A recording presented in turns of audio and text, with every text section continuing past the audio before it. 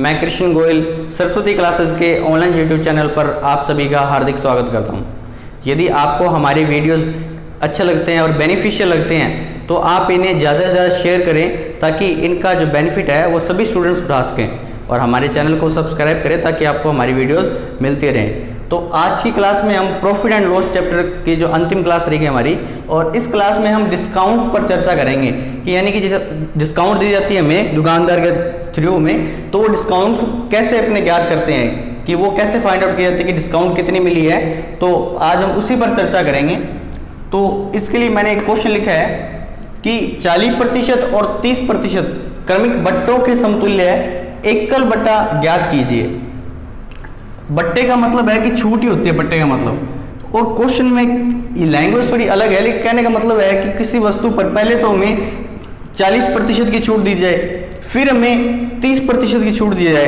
तो इसको कहने का मतलब ओवरऑल कितने प्रतिशत की छूट दी, वही बात ये कह रहा है कि एकल बट्टा ज्ञात कीजिए, यानी कि पहले 40% छूट दे रहा है वो, फिर 30% छूट दे रहा है। तो ये पूछना चाह रहा है कि टोटल मिला के कुल कितनी प्रतिशत होगी। तो ऐसा नहीं है कि 40 और 30 70% हो जाएगी, ऐसा कुछ नहीं होता कि पहले वस्तु पर 40% छूट दी जाती है, फिर वो 30% छूट दी जाती है। तो क्रमिक बट्टों के यानी कि पहले 40 और फिर 30 क्रमिक बट्टों के समतुल्य मतलब कि समान हो, कि 40 और 30 की ज्ञात करें, जो हम फाइंड आउट करेंगे उसकी ज्ञात कर ले, तो दोनों इक्वल आनी चाहिए। तो इस लाइन का थोड़ा मतलब समझिए कि 40 और 30% हमें दो छूट दी गई है। क्रमिक बट्टों का मतलब है कि पहले 40 और फिर 30। यदि हम पहले 30 करते हैं फिर 40 करते हैं तो आंसर अलग आएगा। पहले 40 और फिर 30 क्रमिक बट्टों यानी क्रम के अंदर सीरियल वाइज पहले 40% फिर 30% समतुल्य, यानी कि यदि हम ऐसे 40 और 30 की छूट दें अलग अलग या फिर एक साथ जो ओवरऑल आती है उसको एकल बट्टा कह दे देंगे कि एकल बट्टा, कि एक बार ही बता दो कि छूट कितनी दी ओवरऑल, तो बस हमें वही फाइंड आउट करना है। तो आपको एक बात हमेशा ध्यान रखनी है कि जो छूट है ना वो हमेशा मार्क प्राइस पर दी जाती है, यानी MRP। कोई अपने मार्केट से कुछ वस्तु परचेज करते हैं तो उस पर लिखा जाता है कि MRP जितने भी रुपये की वस्तु होती हो, तो व्यापारी जो दुकानदार होता है वो हमेशा MRP पर हमें छूट देता है कि 10% छूट है या 20% छूट है। तो हमें ये दो क्वेश्चन सॉल्व करना है। इस क्वेश्चन को सॉल्व करने के लिए ये बात आपको कन्फर्म है कि जो छूट दी है यानी कि हमेशा रेट कम ही हो रहा है, ठीक है। तो हमेशा यहाँ -x -y और माइनस प्लस हो जाएगा, और x × y 100। तो आपको यदि दो छूट दी गई हैं तो आपको यही चीज़ अप्लाई करनी है इसके अंदर हमेशा, कि छूट दी जा रही है, छूट मतलब घट रहा है, कुछ कम हो रहा है, तो हमेशा माइनस सिग्नल लेंगे। और यहाँ जो माइनस है वो प्लस हो गया यहाँ पर, और x का मतलब है कि पहली वाली छूट और y का मतलब है कि दूसरी वाली छूट, ठीक है। और यहाँ इन दोनों मल्टीप्लाई और बाय 100। तो इसे सोल्व कर रहा हूँ मैं, माइनस लिया क्योंकि छूट दी जा रही है यानी कम कर रहे हैं रुपये। तो पहली छूट 40 रुपये है, ठीक है, और फिर माइनस दूसरी छूट 30 रुपये है, 30% है, तो -30। और होता तो यहाँ पर भी -40 × -30 है, लेकिन जो minus cut cancel minus plus हो जाता है मल्टीप्लाई करते हैं तो इसलिए यहाँ डायरेक्ट प्लस लगा दिया मैंने, ताकि कंफ्यूज ना हो। हमेशा पता है कि छूट हमेशा नेगेटिव होगी और नेगेटिव मल्टीप्लाई करें तो हमेशा पॉजिटिव ही आएगा, इसलिए मैंने डायरेक्ट फॉर्मूला लिख दिया वो -40 -30 प्लस 40 × 30/100। सोल्व कर लेते हैं इसे अपने की 0 से 0 कैंसिल हो गई, और -40 और -30 यानी कि -70, और ये प्लस होकर 4 × 12। तो मैंने आपको पहले भी बताया था कि कैसे घटाते हैं। पहले सबसे पहले तो प्लस माइनस यानी कि घटेगा, प्लस माइनस चिन्ह है तो घटेगा। तो 70 में से 12 गया, बड़े में छोटे घटता है, तो 10 में से 2 गया 8, और 6 में से गया 5, घट गया। अब वो निशान वो आएगा जो बड़ी संख्या के साथ है, बड़ी संख्या 70 है, 70 के साथ माइनस है, तो इसलिए मैंने यहाँ माइनस लगा दिया। तो ये जो क्रमिक छूट दी गई थी हमें ज्ञात करनी थी, वो हमारा इसका आंसर आएगा 58%।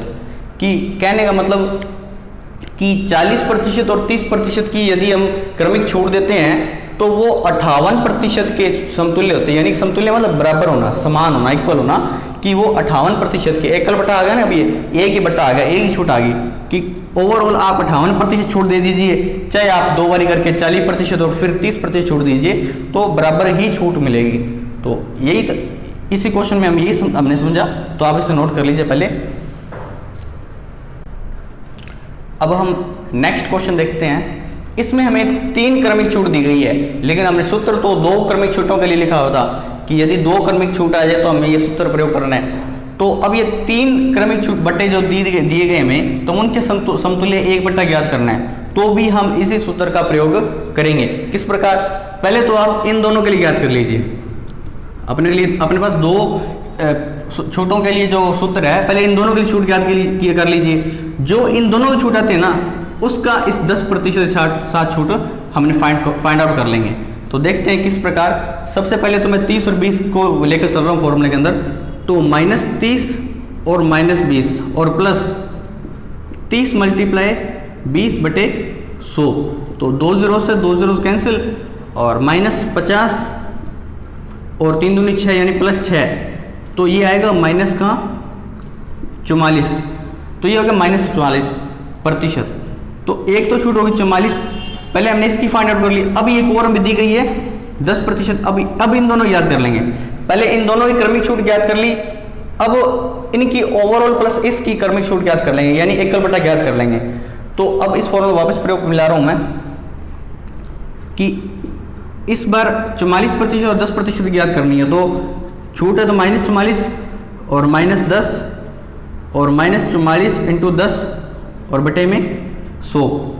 तो सोल्व कर लेते हैं। -54, यहाँ प्लस आ जाएगा, माइनस प्लस हो जाएगा नहीं, यहाँ ये प्लस इन्हें दिए गए। तो 44 और 10 54, और दोनों साइन समान है तो हमने जोड़ दिया, और निशान बड़े साथ में जो माइनस है तो माइनस लगा दिया। और इसके बाद में 1 0 से ये 0 कैंसिल हो गई, और 2 5 10 या 10 है जैसे, तो ये आ जाएगा 4.4 आ जाएगा, तो प्लस 4.4। तो अब इसे सोल्व आउट करेंगे। इसमें यदि इसको घटाएंगे तो आंसर आएगा माइनस का 49.6%, कि यानी कि एकल जो बटा है ना, अब इन तीनों को मिलाकर ये, यदि आप किसी वस्तु पर पहले 30% की, फिर 20% की, फिर 10% छूट देते हैं, तो यदि आप एक साथ इक्वली 49.6% की छूट दे देंगे तो समतुल्य होंगे, इक्वल होंगे। तो इसी प्रकार हमने इस फॉर्मूले से ये छूट हमने ज्ञात की, जो एकल बटा छूट है वो हमने ज्ञात की। तो नोट कर लीजिए आप इस क्वेश्चन को भी। नेक्स्ट क्वेश्चन देखते हैं। यदि किसी वस्तु का जो अंकित मूल्य है वो 600 रुपये है। अंकित मूल्य का मतलब है मार्क प्राइस, MRP, कि किसी वस्तु का जो मार्क प्राइस है वो है 600 रुपये, ठीक है। और अगली लाइन दी गई है, लेकिन उसे 540 रुपये में बेचा जाता है। जो उसका सेलिंग प्राइस है, SP जो है वो है 540 रुपये, 540 रुपये। तो इस क्वेश्चन में छूट प्रतिशत ज्ञात कीजिए। छूट प्रतिशत पूछी गई है। तो एक बात आप हमेशा ध्यान रखिएगा कि छूट जो प्रतिशत है वो हमेशा अंकित मूल्य पर ज्ञात की जाती है। तो ये एक सूत्र है छूट प्रतिशत ज्ञात करने का। छूट प्रतिशत, जैसे हमने प्रॉफिट परसेंट और लॉस परसेंट का फॉर्मूला देखा था, वैसे ही छूट प्रतिशत का फॉर्मूला है। छूट प्रतिशत बराबर छूट, यानी कि प्रॉफिट परसेंट में हमने यहाँ पर प्रॉफिट लिखा था, और लॉस परसेंट में यहाँ पर हमने लॉस लिखा था, और डिस्काउंट परसेंट में यहाँ पर हम डिस्काउंट लिख रहे हैं, और बटे में उनमें हमने कॉस्ट प्राइस पर गणना की थी। और इसमें आपको बार बार बता रहा हूँ कि डिस्काउंट की जो गणना है, डिस्काउंट परसेंट की जो गणना है वो हमेशा MRP पर होती है, यानी अंकित मूल्य पर होती है। तो बटे MRP यानी कि अंकित मूल्य, और प्रतिशत में बदलने के लिए मल्टीप्लाई मैंने यहाँ 100 लगाया। तो यही सूत्र होता है छूट प्रतिशत का। तो अब हमें क्या कुछ दिया गया है कि MRP हमें पता है 600 रुपये है, 100 भी हम लगा देंगे मल्टीप्लाई में, और छूट। तो अब देख लीजिए कि कोई वस्तु थी जो वो 600 रुपये में, 600 रुपये MRP रेट था उसका, और बेची उसको 540 रुपये में, तो छूट कितनी आ गई? इन दोनों को लेस 600 में से 540 घटा देंगे, यानी 60 रुपये की छूट आ गई। कि 600 रुपये पर किसी दुकानदार ने हमें यदि 60 रुपये छूट दी है, तो वो उसने वस्तु कितने की बेची? वो 540 रुपये की। तो छूट प्रतिशत ज्ञात करने के लिए, यानी कि जो डिस्काउंट परसेंट है is equal to discount. Discount कितने का हो गया? 60 रुपये डिस्काउंट दे दिया उसने हमें, और बटे में MRP आता है, बटे में 600 और मल्टीप्लाई 100। तो 2 0 से 2 0 कैंसिल, और 6 कम 6 6 दया 60, यानी कि जो डिस्काउंट परसेंट है वो हमारे पास आ गया 10%। तो इस प्रकार एक दो लाइनें आप ध्यान रखिएगा कि जो डिस्काउंट की जो गणना है, डिस्काउंट परसेंट की जो गणना है वो हमेशा मार्क प्राइस पर यानी अंकित मूल्य पर की जाती है, और ये सूत्र होता है डिस्काउंट परसेंट का। और इस प्रकार यदि क्वेश्चन आ जाए तो हमें इस प्रकार सोल्व करना है। तो नोट कर लीजिए आप इसे। अब हम नेक्स्ट क्वेश्चन देखते हैं। इस क्वेश्चन में जो पीछे हमने 2 क्वेश्चन किए हैं, 2 टाइप्स किए हैं, उन दोनों टाइप्स का जो मिक्सचर है वो ये क्वेश्चन है। तो क्वेश्चन को देखते हैं। एक घड़ी का जो अंकित मूल्य है वो 1500 रुपये है। अंकित मूल्य मतलब कि MRP, मार्क प्राइस। तो MRP कितना है? 1500 रुपये। नेक्स्ट लाइन दी गई है, 2 क्रमिक छूट देने के बाद, 2 क्रमिक छूट देने के बाद उसे 1104 रुपये में बेचा जाता है। कि 1500 रुपये जो अंकित मूल्य है ना, वो पहले 2 क्रमिक छूट दी जाती है, इन पर कोई पहले कुछ दी होगी, फिर दूसरी कुछ दी होगी, उसके बाद में उस वस्तु को 1104 रुपये में बेचा जाता है। यदि एक छूट प्रतिशतों में दे रखा है 20% हो तो दूसरी छूट प्रतिशत ज्ञात कीजिए। तो एक छूट प्रतिशत हमें गिवन है, 20% दे रखा है, तो अंकित मूल्य पहले तो 20% ज्ञात कर लेंगे, और उसके बाद में जो हमने लास्ट स्टेप किया है कि छूट प्रतिशत ज्ञात करने के लिए छूट बटे, तो हमें पहले तो छूट से पता लग जाए कि MRP इसमें 20% घटा के जो MRP आएगा तो वो MRP हो गया, और ये जिस पर बेचे जाते हैं विक्रय मूल्य होगा, सेलिंग प्राइस होगी। तो इन दोनों का जो डिफरेंस है छूट बटे MRP, जो नया MRP आएगा, और मल्टीप्लाई 100। इस प्रकार हम ये छूट प्रतिशत याद कर लेंगे। अपने दिखते हैं किस प्रकार। सबसे पहले दिया गया एक घड़ी का अंकित मूल्य 1500 रुपये। तो मैंने लिखा है अंकित मूल्य जो है एक घड़ी का 1500 रुपये है। 2 क्रमिक छूट देने के बाद इतने बेचा जाता है। तो पहले तो एक छूट दे के पहले इसको सोल्व करते हैं कि पहले जो छूट है ना 20% छूट दी गई है। जो एक छूट है वो 20% दी गई है। तो 20% छूट दी गई है, थोड़ा आप बात को समझिए। पहले 20% छूट दे दी गई है, तो हमें छूट से कोई मतलब नहीं कितनी दे दी गई। उसके बाद में हमें कितना रुपए प्राप्त हो रहे हैं वो देखते हैं कि 1500 पर 20% छूट दे दी, तो छूट दे दी वो तो छोड़ो उसको, जो बाकी जो बच्चा है 80% हमें उसको लेके चलना है कि ये 20% छूट दे दी वो ठीक है, कोई बात नहीं। तो जैसे कि मैंने बताया छूट दे रहे हैं मतलब कम कर रहे हैं, तो ये -20 हो गया। जैसे हमने लाभ में कर रहे थे, लाभ में करते 20% लाभ होता है, तो +20 कर दिया, 100 में जोड़ दिया। और यदि हानि होती तो हम 100 में से वो घटा देते थे। अब ये छूट हो रही है मतलब उसमें कम हो रहा है, तो उसमें भी 100 में से कम कर देंगे। तो 100 में से 20 के यानी कि हमें 80% लेकर चलना है। 20% छूट दे दी वो छोड़ो, जो रुपए छोड़ दी उसने कोई बात नहीं। डिस्काउंट में हमें डिस्काउंट से मतलब नहीं है कि हमें डिस्काउंट फाइंड नहीं करना, हमें MRP को लेकर चलना आगे। तो MRP को लेकर चलने के लिए 80% को लेकर चलेंगे हम। तो जो अंकित मूल्य 1500 रुपये है उस पर पहली छूट देकर हमें कितने रुपये बचते हैं हमारे पास कि 1500 × 80/100। यदि आपसे पूछ लेता है कि 20% पर छूट ज्ञात कीजिए कितनी होती है, तो आप कैसे याद करेंगे? 1500 × 20/100। तो 2 0 से 2 0 कैंसिल, और 15 दूनी 30 और 300 रुपये। तो आपको जो 20% छूट है ना इतने रुपए मिलती है, ठीक है। और अब 1500 में से 300 घटा दो, 1200 रुपये। तो इसको सोल्व करो तो 1200 रुपये आएगा। देख लीजिए, 2 0 से 2 0 कैंसिल, और 15 8 पहले 0 और 8 5 40 से 0 इसलिए 4 और 8 कम 8 और 4 1200। तो देख लीजिए कि 1500 में 300 घटाओगे तो 1200 आएंगे। तो कहने मतलब बात इतनी है कि 1500 का जो 80% है और 1500 का 20% यानी 1500 का 100% हो गया। तो हमें छूट प्रतिशत कितनी दे रखी है? इतनी की छूट दे दी गई हमें 300 रुपये की। 1500 पर 300 की छूट दे दी यानी कि 1200 रुपये मिल गए। चाहे तो आप ऐसे सोल्व कर लीजिए, चाहे आप डायरेक्ट की 20% छूट दे दी लेकिन हमें मिला रुपये लास्ट में मिलते कितने? 80% मिलते हैं। तो आप डायरेक्ट 80% ही ज्ञात कीजिए, तो आपको डायरेक्ट 1200 रुपये मिलेंगे। आपको 300 से मतलब ही नहीं है, आपको ये गणना करनी ही नहीं है, मतलब ही नहीं इस बात का। तो आप 80% याद कर लीजिए, ये ठीक रहेगा। तो अब जो नेक्स्ट MRP है, अब हमारे पास ये MRP आ गई।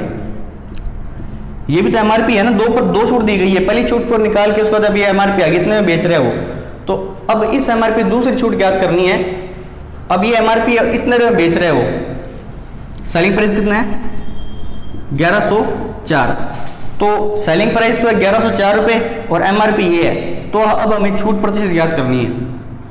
छूट प्रतिशत डिस्काउंट परसेंट का फॉर्मूला क्या होता है? डिस्काउंट कितना डिस्काउंट दे रहे हो कि 1104 रुपये बेच रहे हो, 1200 MRP था, कितने का डिस्काउंट हो गया? 96 रुपये का। 96 रुपये का जो अपने डिस्काउंट दे रहे हो, और MRP कितना है? 1200 रुपये। अब हमें इस MRP से मतलब नहीं है। अब ये छूट देने के बाद में जो MRP है यानी कि 20 पर छूट दे दी, उसके बाद में जो MRP है हमें इससे मतलब है। तो ये बटे में 1200 और परसेंट के लिए मल्टीप्लाई 100। तो इसे सोल्व कर लीजिए, 2 0 से 2 0 कैंसिल, 12 कम 12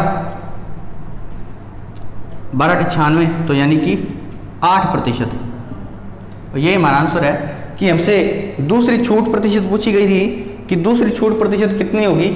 तो आप क्वेश्चन को समझने का तो थोड़ा सा प्रयास कीजिए कि हमें कोई वस्तु मार्केट से लेने जाते हैं, उसके ऊपर ये कोई एमआरपी दिया हुआ है, कुछ भी एमआरपी दिया हुआ है, तो व्यापारी हमें पहले एक छूट देता है, फिर पहले एक छूट दी तो 20% छूट दी, तो हमने उस वस्तु को 80% जो उसका मूल्य आता है एमआरपी का, उस पर हमने उसको खरीद लिया।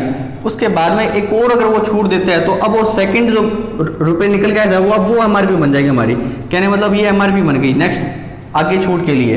तो अब नेक्स्ट छूट हमें पता नहीं कितनी है, लेकिन वो वस्तु इतने रुपये बेच रहा है 1104 में। तो पिछले क्वेश्चन हमें देखा था कि यदि हमें मार्क प्राइस दे रखा हो और सेलिंग प्राइस दे रखा हो तो हम डिस्काउंट परसेंट कैसे फाइंड आउट करते हैं, ऊपर छूट। यानी कि कोई वस्तु इतने रुपए की थी, एमआरपी इतना था और इतने बेच दी उसने, तो रुपए में कितने की जो डिस्काउंट दिया उसने, इसमें 96 रुपये डिस्काउंट दिया, तो 96 दिया बटे में मार्क प्राइस पर गणना की जाती है, तो मार्क प्राइस 1200 रुपये है, तो 1200 और मल्टीप्लाई 100।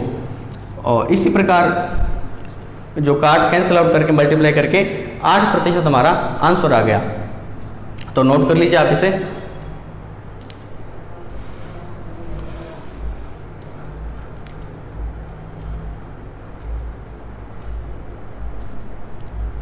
अब एक आप इसमें ये भी देख सकते हैं कि जैसे मैंने ये डिस्काउंट, ये सेकंड डिस्काउंट परसेंट है, यदि पहला डिस्काउंट परसेंट फाइंड आउट करना होता तो कैसे करते कि एमआरपी जो था वो था 1500 रुपये, जो एमआरपी था वो था 1500 रुपये, 1500 रुपये, और जो उसने बेच दिया वो 1200 में बेचा। पहली बार तो 1200 में बेचा था ना उसने, तो पहली डिस्काउंट है वो हम याद कर रहे हैं, वैसे हमें दी गई है वैसे देखने के लिए कि पहली भी ऐसे ही याद करेंगे हम, तो ये 1200 रुपये होगी। ठीक है, तो आप देख लीजिए कि डिस्काउंट परसेंट कैसे फाइंड आउट करते हैं कि इनका जो डिफरेंस है, यानी कितने डिफरेंस है, 300 का डिफरेंस है, और बटे मार्क प्राइस यानी 1500 और मल्टीप्लाई 100, तो 2 जीरो से 2 जीरो कैंसिल, और 15 कम 15 और 15 दूनी 30 और 1 0, तो ये 20%। तो देख लीजिए ये आ गई ना। तो इसी प्रकार है कि पहली छूट हमें दी गई थी, इसलिए हमें इसका मतलब ये तो हमने चेक किया है कि किस प्रकार हमने ये डिस्काउंट जो परसेंट है वो कैसे फाइंड आउट करते हैं। तो अब सेकंड एमआरपी आ गई 1200 रुपये और इतने वो बेच रहा है, हमें गिवन है इतने रुपये बेच रहा है, तो इस प्रकार हमने सेकंड जो डिस्काउंट परसेंट जो सेकंड है वो हमने फाइंड आउट कर लिया 8%। नोट कर लीजिए आप इसे। तो चलिए अब हम नेक्स्ट क्वेश्चन देखते हैं। मैंने क्वेश्चन लिखा है, एक दुकानदार अपनी वस्तु के क्रय मूल्य से 20% अधिक अंकित करता है।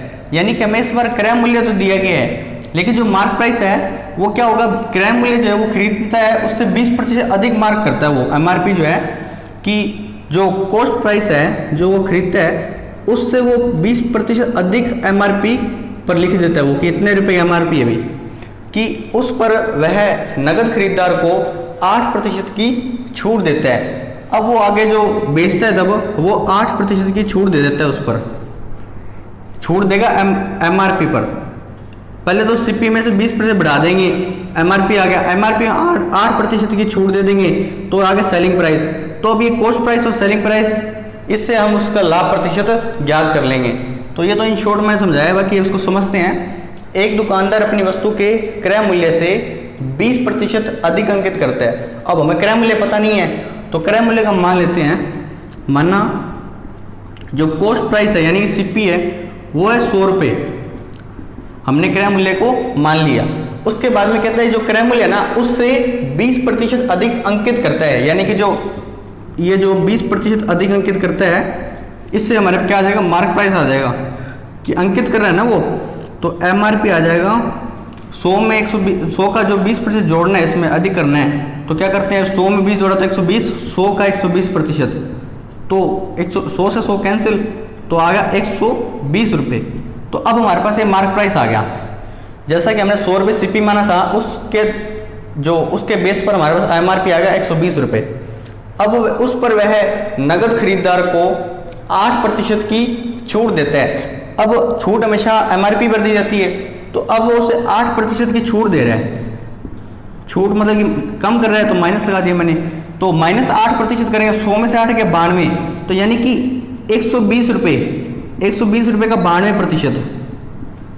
तो अब आप इसे सोल्व करेंगे तो आएगा 12 × 92 यानी कि 1104/10। तो 1 0 काटेंगे तो 110.4, तो 110.4 रुपये। ये तो आ गया हमारे पास, जो उस वस्तु को ये खरीदार छूट देकर बेच रहा है, यानी कि सेलिंग प्राइस आ गया हमारे पास। ये अब ये हमारे पास सेलिंग प्राइस आ चुका है। तो हमारे पास कॉस्ट प्राइस ये था, सेलिंग प्राइस ये आ गया। तो अब हमें ज्ञात करना है उसका लाभ प्रतिशत। तो प्रॉफिट परसेंट का फॉर्मूला क्या था? Profit percent is equal to profit upon cost price और मल्टीप्लाई 100। तो प्रॉफिट परसेंट फाइंड आउट करना, तो प्रॉफिट कितना हो गया? कोई व्यक्ति यदि 100 रुपये में कोई चीज़ खरीदता है और 110.4 रुपये में वो बेच देता है, तो उसको कितने का लाभ होगा? इसमें से वो घटा लेते हैं, 100 घटाएंगे तो 10.4 का 10.4 का उसको लाभ होगा। और कॉस्ट प्राइस कितना हमने माना था? 100 रुपये। तो ये लिख दिया यहाँ पर 100 और मल्टीप्लाई 100 दे ही रखा है। तो 100 से 100 ये कैंसिल हो जाएगा और ये आ गया 10.4%। जो प्रॉफिट परसेंट है वो आ गया 10.4%। तो एक बार फिर रिपीट कर देता हूं मैं। एक दुकानदार अपनी वस्तु के क्रय मूल्य से 20% अधिक अंकित करता है कि यदि सीपी 100 है तो 20% अधिक अंकित करता है, यानी कि 120 हो जाएगा एमआरपी। जी मैंने यहाँ लिखा शॉर्ट में कि जो सीपी पर 20% अधिक अंकित करके वो एमआरपी निकाल लेता है। एमआरपी आ गया, उस एमआरपी को खरीदार को वो 8% की छूट देते हैं। तो एमआरपी -8% करेंगे तो इतने में बेच रहा है वो।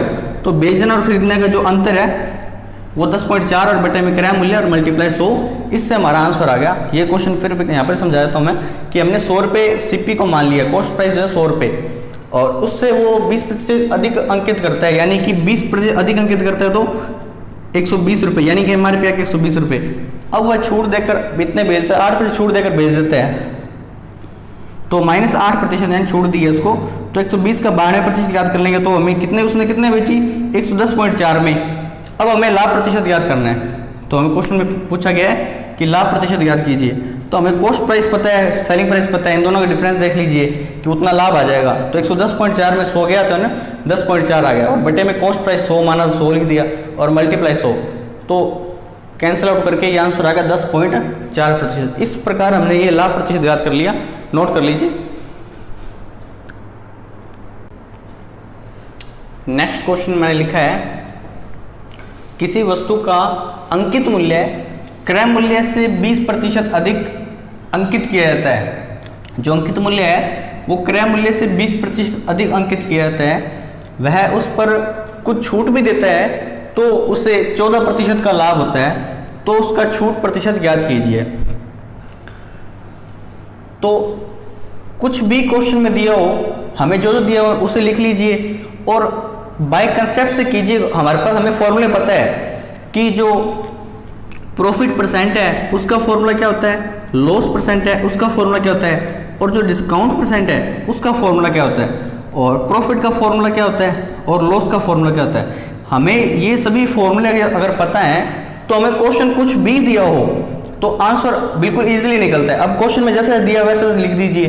किसी वस्तु का जो अंकित मूल्य है ना वो क्रय मूल्य से 20% अधिक है। अब पूरे क्वेश्चन में कहीं भी क्रय मूल्य नहीं दिया गया और हमें क्रय मूल्य कुछ मानना पड़ेगा, तभी उससे 20% अधिक अंकित करके हम अंकित मूल्य देख पाएंगे हमारा अंकित मूल्य कितना है। तो माना क्रय मूल्य, हम वस्तु का क्रय मूल्य मान लेंगे, माना सीपी बराबर 100 रुपये, क्रय मूल्य 100 रुपये मान लिया। अब वो कहता है क्रय मूल्य से 20% अधिक अंकित करता है, तो एमआरपी इससे 20% अधिक अंकित करता है, यानी कि प्लस 20%। तो 100 में प्लस 20 जोड़ेंगे तो यानी कि 100 का 120%।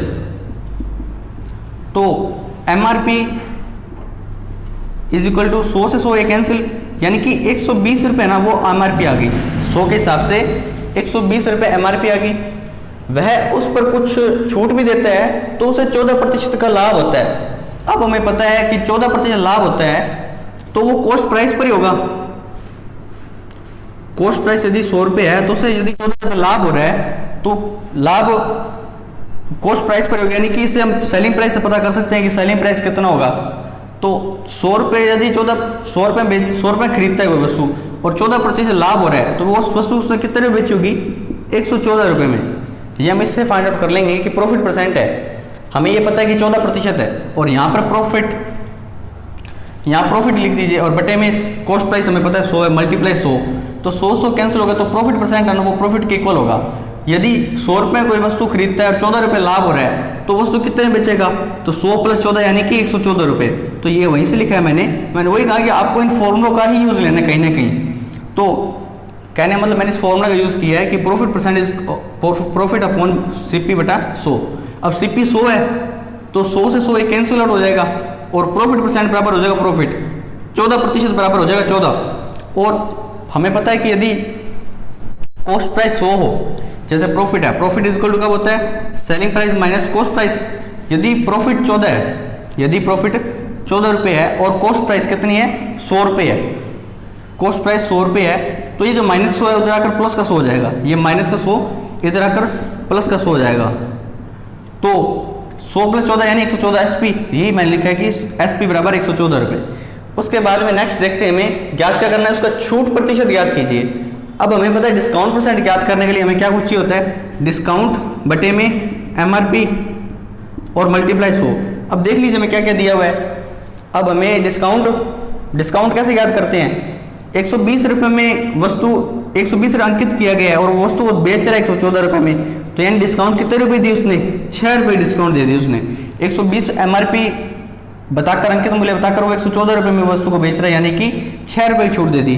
तो हमसे डिस्काउंट परसेंट पूछा गया था, तो डिस्काउंट परसेंट का फॉर्मूला होता है डिस्काउंट, कितने रुपये डिस्काउंट दिए, 6 रुपये का, और बटे में MRP कितने रुपये है, 120 रुपये, और मल्टीप्लाई 100। तो इसे सॉल्व कर लेते हैं, 1 0 से 1 0 कैंसिल, और 6 कम 6, 6 दूनी 12, और 2 कम 2, तो 5 दूनी 10, यानी कि 5% आंसर आ जाएगा हमारा। एक बार फिर समझा देता हूँ आपको कि क्वेश्चन दिया गया है, किसी वस्तु का अंकित मूल्य क्रय मूल्य से 20% अधिक अंकित किया जाता है, तो हमें यहाँ पर क्रय मूल्य पता नहीं है तो हमें से क्रय मूल्य मानना पड़ेगा, उससे 20% अधिक करके अंकित मूल्य हमें पता लग जाएगा। तो क्रय मूल्य मैंने मान लिया 100 रुपये है, और 20% अधिक अंकित करता है तो प्लस 20%, यानी कि 100 में 20 जोड़ेंगे तो 120% ज्ञात कर लेंगे हम इसका। तो आगे 120 रुपये, तो MRP आ गया 120 रुपये। नेक्स्ट लाइन, कुछ छूट भी देते हैं तो उसे 14% का लाभ होता है। अब हमें पता है कि 14% लाभ होता है, तो CP 100 है, 100 कैंसिल हो जाएगा, और 14% लाभ होता है, तो मतलब प्रॉफिट कितना आ गया, 14 आ गया। तो हमें पता है कि यदि profit is equal to selling price minus cost price होता है, तो सोल्व करके हमें पता लग जाएगा कि SP बराबर 114 हो जाएगा। कि यदि देख लीजिए, यहाँ से आप डायरेक्ट देख सकते हैं, कोई वस्तु 100 रुपये खरीद कर 114 रुपये बेचेंगे तभी तो 14 रुपये का लाभ होगा, तो वही दिया गया 14%, यहाँ पर 14 रुपये के बराबर हो गया। तो इसी प्रकार मैंने लिखा यहाँ पर SP बराबर 114 रुपये। उसके बाद पूछा कि हमसे छूट प्रतिशत ज्ञात कीजिए, तो छूट प्रतिशत के लिए छूट पता होनी चाहिए, और छूट पता होने के लिए देख लीजिए कि MRP 120 अंकित था और सेलिंग प्राइस 114 रुपये उसने बेच दी, यानी 6 रुपये की छूट मिली उसको, और रुपये में छूट 6 रुपये की मिली, और बटे में MRP 120 रुपये और मल्टीप्लाई 100। तो सोल्व करके हमने आंसर निकाल लिया 5%। तो इस प्रकार हमने एक क्वेश्चन किया। यदि आपको हमारी वीडियोस अच्छी लगती हैं तो उसे ज़्यादा से ज़्यादा लाइक और शेयर करें, ताकि इन क्वेश्चंस का बेनिफिट सभी स्टूडेंट्स ले सकें, और हमारे चैनल को ज़्यादा सब्सक्राइब करें एंड शेयर करें। तो आप नोट कर लीजिए पहले इस क्वेश्चन को। तो इस प्रकार कोई भी क्वेश्चन दिया गया हो, हमें कुछ भी दिया गया हो, तो हमें सिर्फ ये 5-6 जो फॉर्मूले हैं, एक बार फिर रिपीट कर दूं, वो फॉर्मूले हमें पता होना चाहिए। उसके बेस पर क्वेश्चन में कुछ भी दिया है, चाहे लाभ में से कुछ बढ़ाकर दिया है, चाहे हानि में कुछ बढ़ाकर दिया है, या कुछ भी दिया गया है हमें, जैसे क्रय मूल्य से 20% अधिक अंकित कर दिया, या कुछ भी आ जाए, विक्रय मूल्य से 20% अंकित अधिक कर दिए, तो भी क्वेश्चन हो जाएगा। जैसे क्वेश्चन दिया था वैसे वैसे आप करते जाओ। जैसे यहाँ क्रय मूल्य थे, यहाँ यदि विक्रय मूल्य होता तो आप विक्रय मूल्य को 100 मानते, और आपको उस हिसाब से उस क्वेश्चन को अटेम्प्ट करते। तो आपको ये फॉर्मूले बस याद होने चाहिए। एक बार फॉर्मूले फिर रिवाइज कर देता हूँ मैं, ये जो सारे फॉर्मूले हैं, यदि आपके फॉर्मूले याद होंगे तो आप क्वेश्चन जो दिए वो लिख लीजिए, वैसे लिखते जाइए, और जो हमसे पूछा गया उसमें क्या क्या चाहिए वो हम यहाँ पर देख लीजिए। जैसे कि सबसे पहले हमने फॉर्मूला देखा था प्रॉफिट कब होता है, जब किसी वस्तु को कम रुपए में खरीदें और ज़्यादा रुपए में बेच दें, तो हमेशा ज़्यादा में से कम को घटाया जाता है। तो ज़्यादा में बेचा है यानी सेलिंग प्राइस ज़्यादा है माइनस कॉस्ट प्राइस।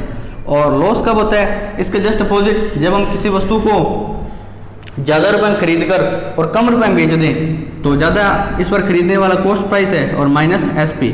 और प्रॉफिट परसेंट याद करना हो तो प्रॉफिट अपॉन में कॉस्ट प्राइस मल्टीप्लाई 100, क्योंकि हमेशा कॉस्ट प्राइस पर गणना की जाती है। लॉस परसेंट बराबर लॉस बटे कॉस्ट प्राइस मल्टीप्लाई 100। और आज की क्लास में हमने डिस्काउंट चैप्टर पर चर्चा की, तो डिस्काउंट परसेंट भी हमने देखा कि डिस्काउंट परसेंट बराबर, पहले डिस्काउंट देख लेते हैं। डिस्काउंट कैसे फाइंड आउट करते हैं, देखा हमने अभी कि एमआरपी में से यदि हम सेलिंग प्राइस को घटा दें तो हमें डिस्काउंट प्राप्त हो जाता है। देख लीजिए 120 में से 14 गए, तभी तो छूट आई थी 6 रुपये। तो एमआरपी में से SP, MRP minus selling price की मार्क प्राइस में से यदि हम विक्रय मूल्य को घटा दें तो हमारा डिस्काउंट प्राप्त होता है। और डिस्काउंट परसेंट का फॉर्मूला देखा हमने कि डिस्काउंट बटे एमआरपी और मल्टीप्लाई 100। अब आपको ये फॉर्मूले यदि याद हैं तो कोई भी क्वेश्चन आ जाए आप उसको कर सकते हैं। तो चलिए प्रॉफिट परसेंट में इतना ही, इससे आप सभी एग्जाम में जितने क्वेश्चन आते हैं अटैम्प्ट सभी कर सकते हैं, कोई प्रॉब्लम नहीं होगी। तो आज की क्लास में 7 क्लासों में हमने ये profit and loss chapter complete किया है। तो 7 क्लासें हैं, तो ये आपके लिए तो बेनिफिशियली आपको ज़्यादा से ज़्यादा क्वेश्चन मिले हैं। आपके एग्जाम में कोई भी क्वेश्चन आ जाए तो वो क्वेश्चन आपके सही होने के चांसेस ही ज़्यादा रहते हैं, आपको नए नए टाइप मिले क्वेश्चंस के। तो आपको यदि हमारे वीडियोस अच्छे लगते हैं तो इसे लाइक करें और शेयर करें, ताकि इसका बेनिफिट सभी स्टूडेंट्स को हो सके। और हमारे चैनल को सब्सक्राइब करें एंड बेल आइकन को प्रेस कर लें, ताकि आपको नेक्स्ट वीडियोस मिलती रहें। तो इतना ही, धन्यवाद।